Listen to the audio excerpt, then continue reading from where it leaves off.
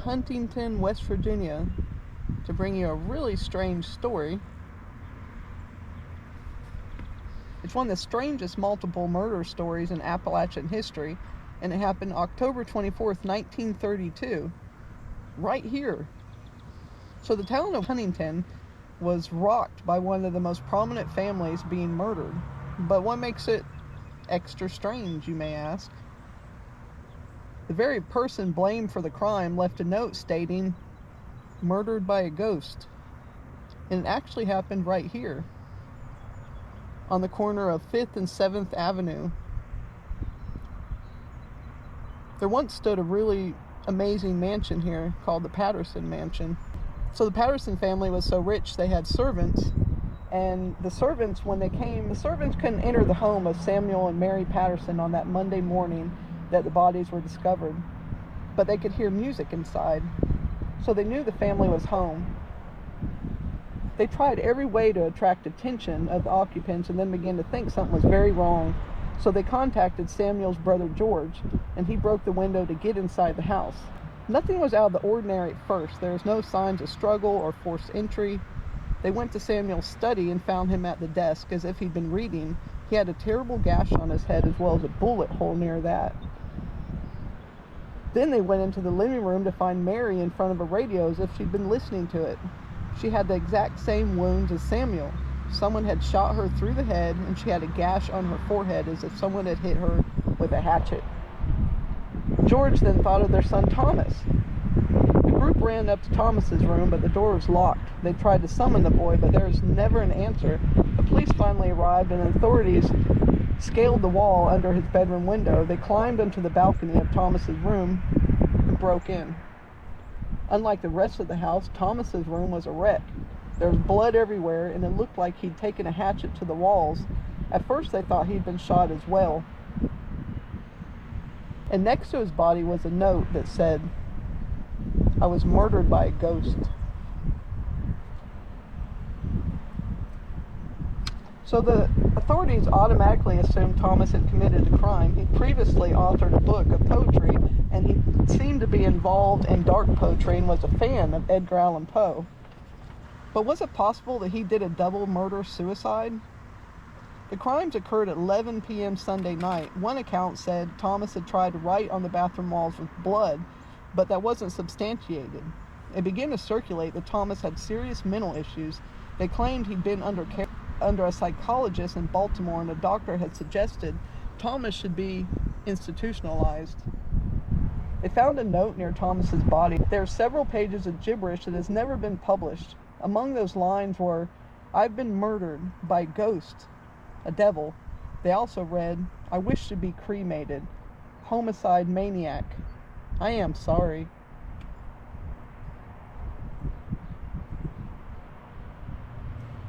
Then it gets stranger. The authorities believe Thomas was to blame since he didn't have a gunshot wound. They found 2 slash wounds on his wrists, but they said they weren't particularly fatal. They believed he had made the wounds with a butcher knife and then bled to death. In the nearest bathroom, they found a basin filled with blood and a pistol beside it. They stated Thomas had drained his blood into the basin before he stumbled back into his room and passed out. Details emerged that were unsettling. All weapons found near Thomas's body were new. They found 2 new hatchets, a large butcher knife. But if he was mentally unstable though, do they always make rational choices? Not so much. This was another unsettling problem. If a family member had mental issues, it would likely be noticed that they began to accumulate hatchets, guns, and butcher knives. No such purchases were known to be made. Thomas could have just used the same items in the home without even buying any. Thomas was not cremated. The entire family had services October 26th, and they were buried in 3 matching coffins. The poor parents had to be buried next to their murderer.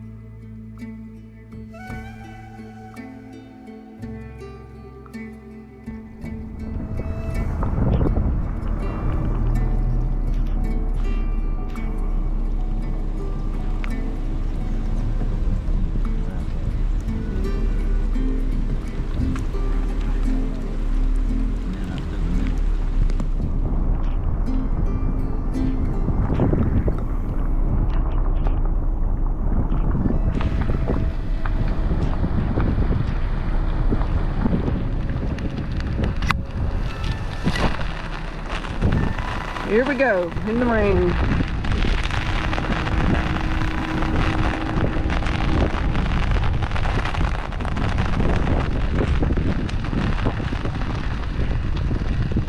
Samuel Patterson, 1863, 1932.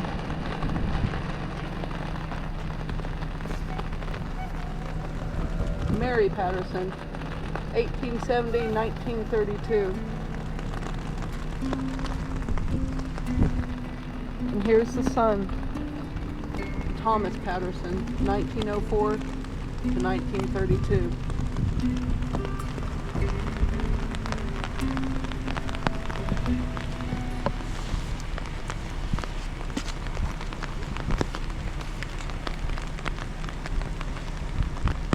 Sadly, there's no resolution for this case, and it's unlikely there'll ever be answers. Why did Thomas take a hatchet to the walls?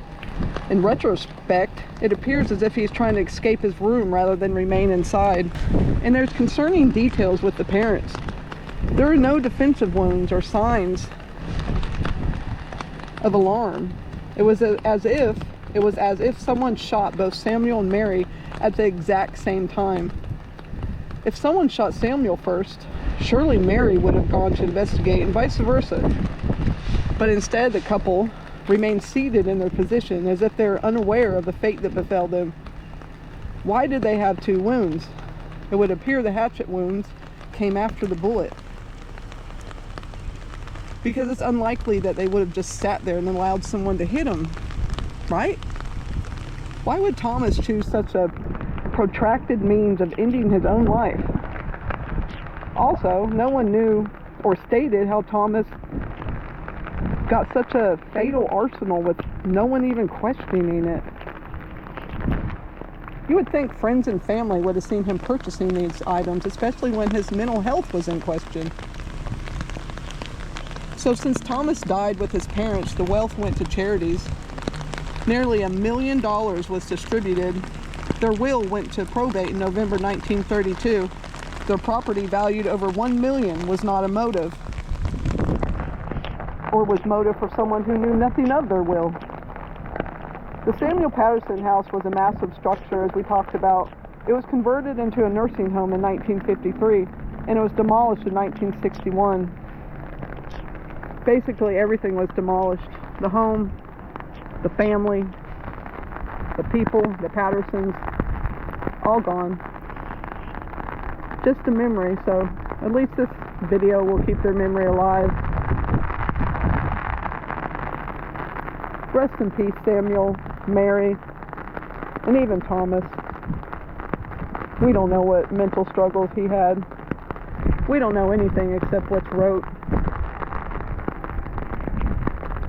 Almost 80 years ago, more than 80 years ago. That's all we have to go on. Thank you for joining us on the Hillbilly Files.